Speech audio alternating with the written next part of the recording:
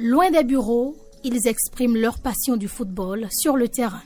Ces joueurs sont avant tout des agents de la fonction publique béninoise qui trouvent à travers ce tournoi un cadre idéal pour s'évader loin de la pression quotidienne. C'est la 9e édition du TIFOP. C'est une édition dans un nouveau format. Bien entendu, les mêmes disciplines sont reconduites, à savoir le football masculin, le handball féminin et la pétanque tout autant chez les femmes que chez les hommes. C'est un nouveau format dans la mesure où, comme vous le constatez, toutes les équipes engagées au football sont ici aujourd'hui regroupées sur le même site et se produisent. Bien entendu, il est prévu que toutes les équipes jouent le même nombre de rencontres, à savoir qu'après les rencontres de poule, les équipes qui n'auront pas la possibilité de progresser vont pouvoir jouer les matchs de classement. Parmi les disciplines inscrites au programme du TIFOP 2026, le football a ouvert les hostilités avec une nouvelle formule de compétition.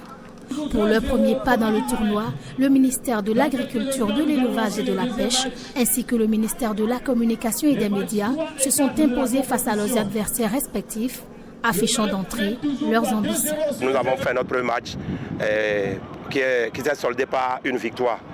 Notre objectif, c'est d'aller au bout et de gagner le trophée.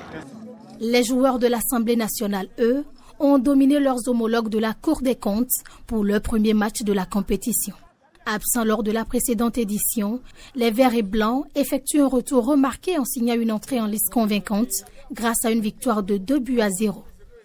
Une belle entrée en matière, puisqu'en première mi-temps, on a su profiter des occasions et puis on a scoré rapidement. Donc ce qui nous a permis de gérer notre match tranquillement en deuxième mi-temps. La suite sera la même, puisqu'on a bien commencé la compétition et on pense que nous allons toujours continuer sur cette lancée.